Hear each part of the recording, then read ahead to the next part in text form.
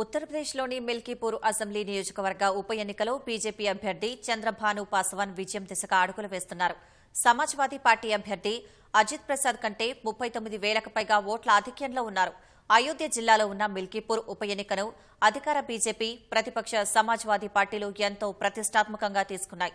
2022 UP assembly ఎన్నికల్లో మిల్కీపూర్ నుంచి గెలుపొందిన సమాజ్వాదీ నేత అవధేష్ ప్రసాద్ 2024 లోక్సభ ఎన్నికల్లో ఫైజాబాద్ నుంచి ఎంపీగా గెలుపొందారు. ఈ నేపథ్యంలో మిల్కీపూర్ అసెంబ్లీ నియోజకవర్గానికి ఉప ఎన్నిక అనివార్యమైంది. అవధేష్ ప్రసాద్ కుమారుడు అజిత్ ప్రసాద్ సమాజ్వాదీ పార్టీ అభ్యర్థిగా ఇక్కడి నుంచి బరిలోకి దిగారు. ప్రముఖ పుణ్యక్షేత్రం అయోధ్య ఉన్న ఫైజాబాద్ లోక్సభ నియోజకవర్గాన్ని కోల్పోవడంతో మిల్కీపూర్ ఉప ఎన్నికను బీజేపీ ఎంతో ప్రతిష్టాత్మకంగా తీసుకుంది. మిల్కీపూర్లో నెగ్గి ఫైజాబాద్ ఓటమికి ప్రతీకారం తీర్చుకోవాలని కోరుకుంటోంది.